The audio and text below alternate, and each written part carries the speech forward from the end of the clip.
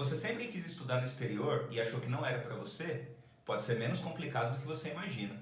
O FIS-RI e daí convidou a Lisa, o Juliano e a Daihana, egressos do curso de Relações Internacionais da UFGD, para contar um pouquinho da experiência de cada um deles pela América Latina, Europa e África. Curta o nosso vídeo, se inscreve aqui no nosso canal, ativa o sininho e vamos lá para o primeiro vídeo ver como foi esse bate-papo. A TV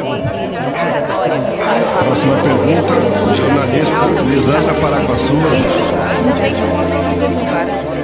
Olá pessoal, sejam bem-vindos e bem-vindas a mais um FIS-RI e daí. Hoje nós vamos dar continuidade às nossas conversas sobre mobilidade acadêmica internacional, com uma presença muito especial de uma grande amiga, uma egressa da nossa quarta turma de Relações Internacionais, a Daihana Maia. Daihana, seja muito bem-vinda.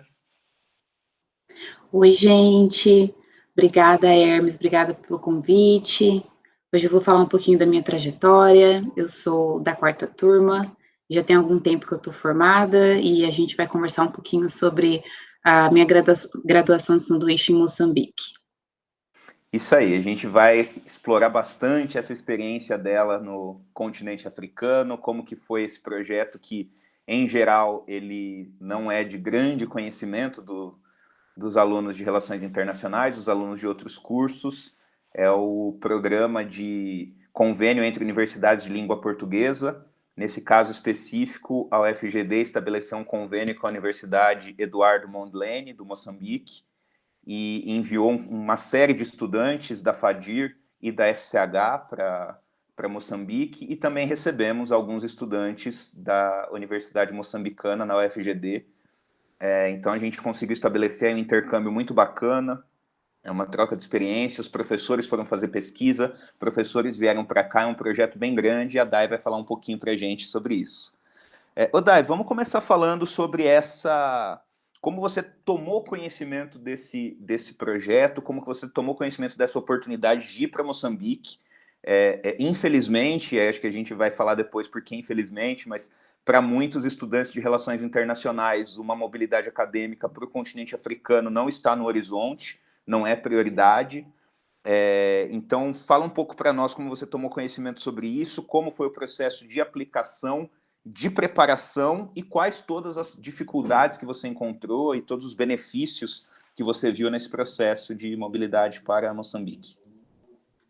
Certo. Bom, quando eu entrei na GD em 2012, eu era bolsista da PROAI e um dos pré-requisitos da bolsa da PROAI era estar envolvida num projeto de pesquisa. Foi aí, então, que eu, pesquisando quais projetos de pesquisa estavam disponíveis na época, eu tive contato com o professor Antônio Brito, que não chegou de dar aula, se eu não me engano, para a minha turma de RI, ele era professor da Faculdade de Direito, e aí eu comecei a participar de um projeto de extensão com ele, que chamava Cartilha de Direitos nas Escolas Indígenas. Então, a gente fazia essa visita semanal, a cada 15 dias, nessas escolas, aí na reserva indígena, perto de Dourados. E aí, em 2012 ainda, ele comentou que ele, juntamente com o professor Mário Sá e o professor Alfa, estavam aplicando para esse projeto juntamente com a CAPES, que, né, futuramente seria a graduação sanduíche para Moçambique, seria esse projeto que fazia esse link entre a etnia a Guarani Kaiowá com a etnia lá do norte de Moçambique, e só 2 anos depois, né, o projeto foi aprovado, e o edital foi aprovado, e aí é o momento que o edital foi aberto para todos os alunos da faculdade de RI e de Direito. E aí o processo seletivo era para submeter uma carta de apresentação, então a gente tinha que submeter essa carta de apresentação, falar por que a gente queria participar e tal. Foi o que eu fiz, juntamente com outros alunos também. Então, nessa leva de 2014, fui eu e mais uma amiga, uma aluna também de RI, a Thaís. E aí, o processo em si foi um tantinho demorado, um tantinho burocrático, não vou mentir. Depois que a gente foi aprovada, depois que saiu a lista de alunos aprovados, né, depois que todo mundo teve a oportunidade de ser selecionado, a gente começou, então, a esperar pela verba, porque esse projeto em específico, ele era um projeto que os alunos seriam beneficiados com uma bolsa que cobriria todos os custos relacionados à viagem. Então, eles foram aprovar, o processo de submeter a carta e tal, eu acho que foi 2013 ainda, e aí em 2014 a gente começou o processo de esperar pela verba em si, e demorou mais do que a gente esperava. Então, assim, quando eu cheguei na Universidade Eduardo Mondlane em março de 2014, as aulas já tinham começado, era começo de março e a gente ainda não tinha recebido a verba em si, e as aulas começando, já tinham começado na GD, já tinham começado na Eduardo Mondlane, e a gente falou, pronto, porque a gente não sabe se ia, não sabe se não ia, se o dinheiro ia sair, se não ia, mas deu certo, apesar desse atraso, a gente chegou lá no final de março de 2014, toda a viagem custeada pelo edital, então eu pude arcar com a bolsa em si, arcou com tudo, com o processo de visto, com a moradia, com as passagens, com o valor de alimentação. Então, essa parte, apesar de no começo ter sido um pouco mais burocrática, depois fluiu muito bem, até porque o valor foi depositado de forma integral, então a gente não ficou dependente de, a cada mês, receber isso do governo federal. E que mais? Das dificuldades, na hora que a gente chegou lá em Moçambique. Graças a Deus, a gente tinha alguém esperando por a gente no aeroporto, porque a gente não foi juntamente com os professores, o Antônio Brito e o Mário Sá, a gente embarcou em momentos separados, então foi só eu e a Tess primeiro, depois eles foram, essa pessoa levou a gente até a moradia da universidade, então esse foi outro ponto bacana que a gente a gente teve acesso à moradia da universidade, da Eduardo Mondlane, então a gente também não teve que arcar com esse custo. E só de você já chegar num lugar novo, já saber para onde você vai, né, isso já deixou a gente muito mais seguro. Uhum. A gente costuma dizer, né, que a gente voltou assim para o Brasil, porque a universidade era um prédio de 14 andares, e a gente estava no último andar, e o prédio não tinha elevador. Então, a hora que a gente chegou lá, depois de assim, uma viagem super longa, a gente olhou para aquelas escadas e viu que ia ter que subir com a mala e tudo. Enfim, estava ali, né, eu e ela e eu, e a gente deu conta. E depois, assim, depois de alguns dias é que a gente foi para a universidade, para, enfim, entrar em contato com as pessoas de lá, para falar sobre os trâmites da matrícula, né? Porque a gente fez 3 disciplinas na universidade. E como que foi esse processo? Você falou um pouco já dessa dificuldade que as disciplinas estavam em andamento, né? Mas como que foi esse processo de integração e adaptação? Então, qual era o curso lá? Era um curso de Relações Internacionais? Eram outros cursos? Quais as disciplinas que vocês cursaram? E como que foi essa adaptação em termos de metodologia de ensino, em termos de processos de avaliação, a relação com os outros alunos da turma, se tinha mais migrantes ou se eram só vocês de intercambistas, como que estava essa dinâmica aí um pouco de sala de aula?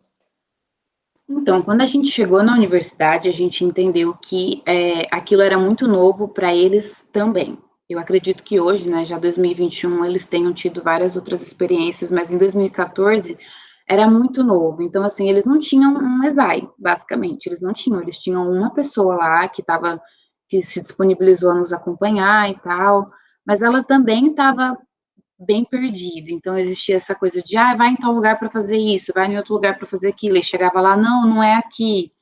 Então, né, essa parte no começo foi difícil e a gente já estava perdendo aula. Eu lembro que o nosso primeiro dia de aula, a gente simplesmente não conseguia achar a sala de aula. Não, a gente passou o dia inteiro procurando a sala de aula e não conseguimos. A gente cursou, não tem relações internacionais lá, então a gente fez em 3 faculdades diferentes, acho que por isso ficou ainda mais, né, desafiador, porque cada campus era a gente estava na faculdade de Direito, na faculdade de Economia e na faculdade de História. A gente cursou empreendedorismo em Economia, Direito Internacional Público em Direito, e na faculdade de História a gente cursou, deixa eu ver aqui qual é o nome da disciplina, Cultura, Consciência e Nacionalismo na África Austral. Por a gente já ter perdido aula, foi bem desafiador, né? Eu lembro que na faculdade de Direito, apesar da língua ser a mesma, o professor tinha um sotaque muito carregado. e a gente entendia, assim, 50% do que ele estava falando e olhe lá. E a gente não sentiu muito suporte dos outros alunos. Nós éramos as únicas intercambistas nas 3 turmas da qual a gente participou. E não, assim, na faculdade de História eu lembro que teve uma ou outra pessoa mais disposta a ajudar, mas foi na faculdade de Economia mesmo que a gente encontrou um suporte bem legal. A faculdade de Empreendedorismo era muito voltado para a área, como posso dizer, tinha muita matemática, e era bem intenso, e a gente já tinha perdido aula, e aí eu lembro que o professor adjunto, porque eram sempre 2 professores na sala de aula, se disponibilizou a dar aula extra para a gente, a dar o conteúdo que a gente tinha perdido, só para mim e para a Thaís. Enquanto que o professor da aula de História, a gente teve, assim, um episódio, assim, bem complicado com ele, porque eu não diria que a metodologia fosse diferente, mas a hierarquia era muito diferente. Então, existia essa diferença muito grande que a gente não estava acostumado. Então, na UFGD, a gente tinha uma relação muito horizontal com os professores, e lá a relação era mais do que vertical. Você tinha que ter um respeito muito grande pelo professor, você tinha que chamá-lo de senhor, você não poderia se referir a ele de outra forma. Você tinha que ter muito tato na hora que você fosse falar com ele, porque do contrário ele ia achar que você não estava respeitando ele o suficiente. E foi esse episódio que a gente teve com o professor de História, que a gente até teve, enfim, outros desdobramentos, e para a gente naquela época foi assim, foi difícil assimilar tudo, né, porque como eu disse, a gente vivia uma outra realidade, e a realidade dentro da universidade em Moçambique, primeiro eu diria que era uma realidade hierárquica, e segundo, eu não posso dizer que não, uma realidade também machista, né, você percebia que na sala de aula era predominantemente masculina, as mulheres eram bem menos, e quando você tinha que falar com o professor, você também parecia que o gênero era trazido à tona, né, no momento da conversa com os professores. Então, essa parte foi bom, mas eu diria que foi desafiador. Aproveitando esse gancho, Day, como a gente também recebeu estudantes de lá, na UFGD, eu particularmente acabei tendo contato com um deles, inclusive que depois voltou, fez mestrado e doutorado na geografia. Ele ficou muitos anos em Dourados, o Lucas, falo com ele até hoje, e eu percebi um pouco nessa relação dele comigo, isso que você está dizendo, que você sentiu. Ele, quando a gente se conheceu, ele estabeleceu essa relação, mas aí na perspectiva da hierarquia, até me colocando, né, como Sim. senhor, e eu percebi isso que você está dizendo. E como que era, aí eu te pergunto, como que era a relação com os colegas, aí não necessariamente nessa relação hierárquica. Você já falou que não era uma universidade que ainda não estava adaptada para a internacionalização.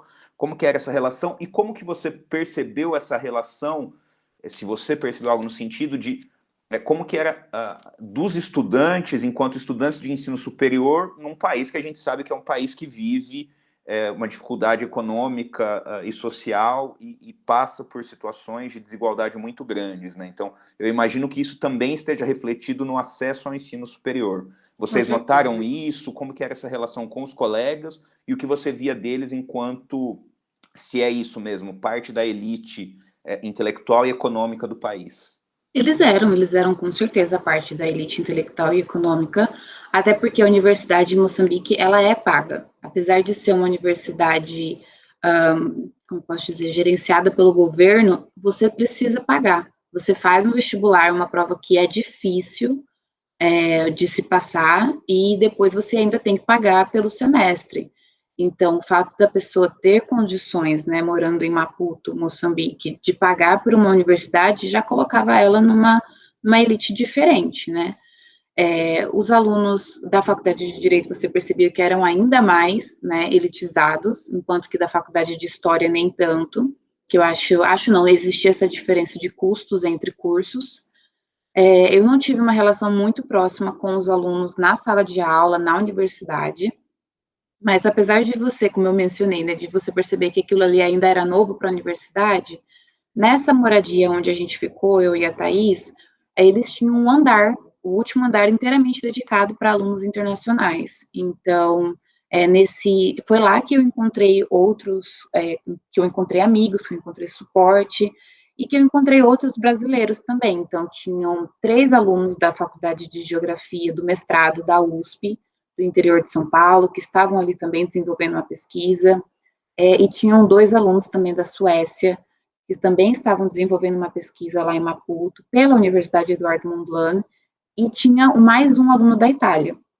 Então, assim, teve esse mix bem bacana de pessoas de outros lugares do mundo, e ali realmente a gente conseguiu se ajudar, a gente conseguiu explorar Maputo, que é uma cidade super legal, muito, apesar de todas, né, as restrições e a situação inerente à cidade, não deixa de ser uma cidade muito, muito legal de se conhecer. E acho que é isso, acho que eu respondi, né? E você falou lá no início a questão do idioma, porque apesar deles falarem a língua portuguesa, né, Aham. o sotaque é completamente diferente, as expressões, a própria construção gramatical é diferente. Mas, além disso, como que foi esse processo de integração com eles? Como que é essa parte, e aí não só dentro da universidade, né, no próprio entorno ali que vocês frequentaram, o que você destacaria assim de diferente nesse processo de integração com os nossos irmãos africanos, mas que tem um distanciamento enorme quando a gente Sim. passa a chegar mais próximo deles, né? A gente fez alguns bons amigos na época que a gente estava lá, amigos que levaram a gente para conhecer outras áreas de Maputo, amigos locais que a gente tem contato até hoje. E aí a gente percebeu o quanto Maputo tinha vários estrangeiros, muitos estrangeiros na cidade, sabe? Então, várias pessoas de vários outros lugares do mundo também estavam lá. E a relação com as pessoas locais mesmo, a gente teve pouca, sendo bem sincero com você. Existia um receio muito grande pela minha parte, não posso falar pela Thaís, porque existia um assédio um pouco mais exacerbado, então a gente ficava mais receosa, né, de até que ponto a gente poderia criar vínculos. As mulheres, existia uma certa resistência de abrir o espaço, de abrir a área delas, né, o lugar delas, para nos recebê-las. Mas a gente, por exemplo, teve uma experiência incrível de visitar uma família que ficava fora de Maputo. A gente conheceu esse casal, né, o esposo e a esposa, que eram já pais, enfim. E aí eles fizeram um jantar incrível para a gente, sabe? Eles nos receberam na casa deles como se eles estivessem recebendo alguém, assim, importante, sabe? E aí eles fizeram todas as comidas locais, eles nos deram as capulanas, as mulheres nos ensinaram como enrolar as capulanas, né, ao redor, porque todas elas usam. Então foi uma experiência, assim, foi uma imersão muito legal. Várias comidas que, assim, não posso dizer que eu gostei, mas que eu estava ali aberta a experimentar e a viver esse outro lado, essa outra cultura. Mas acho que o mais legal mesmo que eu posso dizer foi esse ensinamento de ensinar para mim, uma estrangeira, como usar a capulana, que carrega tanta ancestralidade, sabe? Então, eu acho que isso foi bem significativo. Legal. A Dai, depois dessa experiência, concluiu o curso na FGD em 2014 e passou no mestrado em Relações Internacionais na Universidade Federal da Bahia, foi morar em Salvador, depois se tornou mestra em Relações Internacionais também.